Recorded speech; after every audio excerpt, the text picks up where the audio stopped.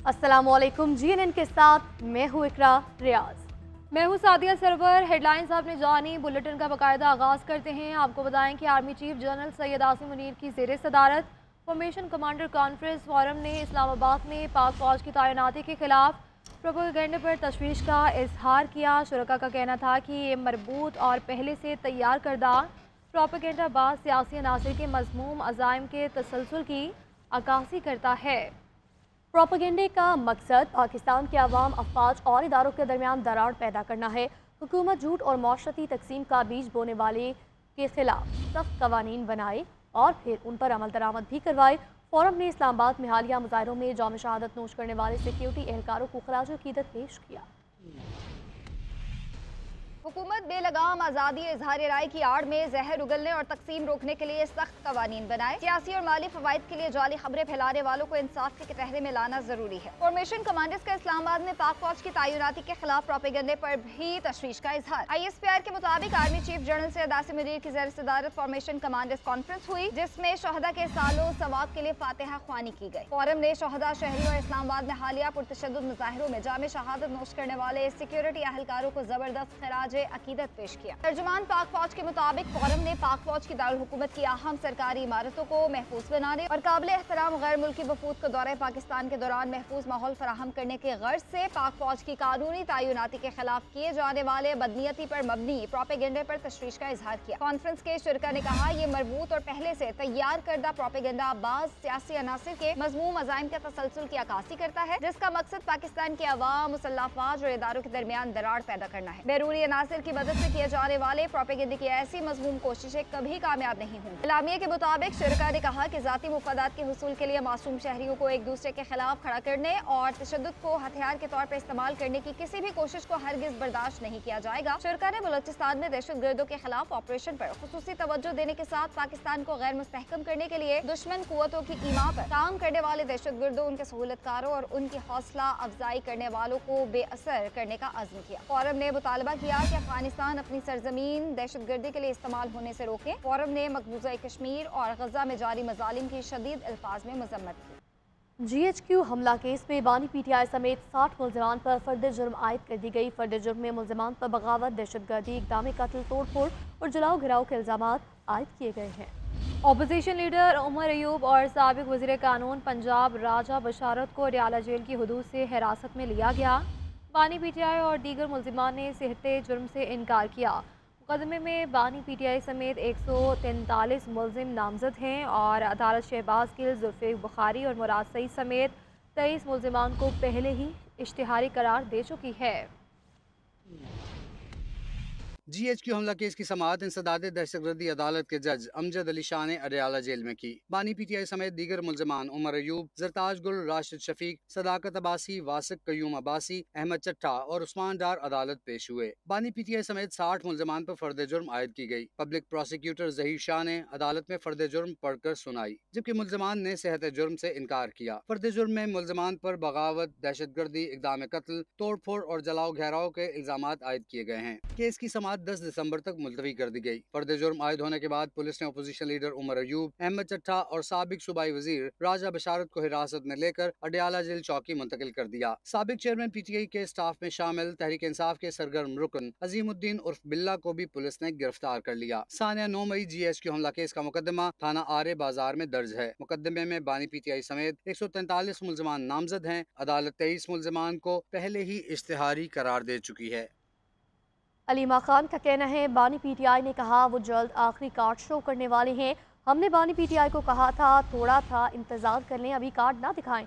9 मई के मुकदमात में सब पर फर्द जुर्म लगा दें। हमें मालूम है जितना नुकसान हो रहा है, जेलों में लोगों को छुपाया जा रहा है। बानी PTI को पिंजरे में लाया गया तो हमें बुरा लगा। पे इतने हजारों लोगों को आपने इस केसेस में मुलविस कर दिया। जेलों में लोग हैं, उनको आइडेंटिफाई जल्दी कर दें। ये बड़ा इंपॉर्टेंट है क्योंकि ये जेलों के लोगों को छुपा रहे हैं। थानों में लोगों को इन्होंने भरा हुआ है और छुपाया हुआ है। जब तक लोगों का नामों के साथ उनके लवाहिकीन को नहीं पता चलेगा कि हमारे लोग जेलों में नहीं है, तब तक हमें लोगों की शहादतों का नहीं पता चलेगा। इमरान खान ने जो कहा था उनके पास कार्ड है, मैं जल्द ये कार्ड रिवील करने लगा हूँ। तो इतनी उन्होंने बात की और हमने कहा इंतजार कर लें, हमें पता तो चले कि ये क्या कार्ड है। लेकिन बाद वो चले गए कि किस बिना। मौलाना फजल रहमान और राना सनाउल्लाह की मुलाकात की अंदरूनी कहानी सामने आ गई। राना सनाउल्लाह ने मौलाना फजल रहमान को वज़ीर आज़म का पैगाम पहुँचाया। राना सनाउल्लाह ने कहा कि मदारस रजिस्ट्रेशन से मुतालिक बिल जल्द मंजूर कर लेंगे।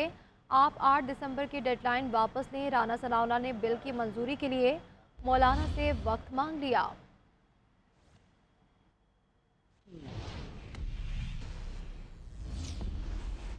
शेखुपुरा में हल्का PB 139 में ज़िमनी इलेक्शन तमाम 124 पोलिंग स्टेशन के गैर हतमी गैर सरकारी नताइज नून लीग के राना ताहिर इकबाल 44,535 वोट लेकर कामयाब।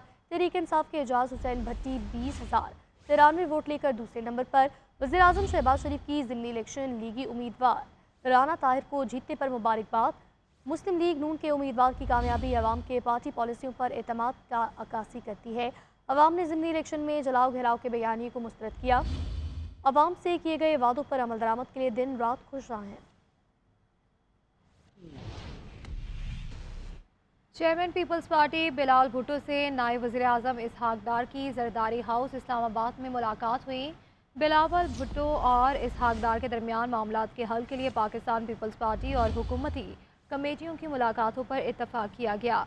साबिक वज़ीर आज़म राजा परवेज़ अशरफ, गवर्नर खैबर पख्तूनख्वा फैसल करीम कुंजी और वज़ीर आला बलूचिस्तान सरफराज बुगटी भी मुलाकात में मौजूद थे।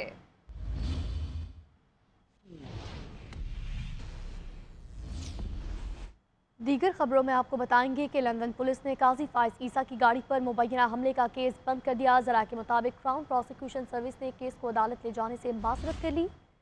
CPS ने पुलिस को बताया कि मौजूदा शवाहिद पर अदालत में जुर्म साबित नहीं करवा सकेंगे। पाकिस्तान हाई कमीशन ने लंदन पुलिस को वाक़े की शिकायत दर्ज कराई थी। साबिक चीफ जस्टिस काजी फाइज ईसा मुकदमे में मुद्दई नहीं बने थे।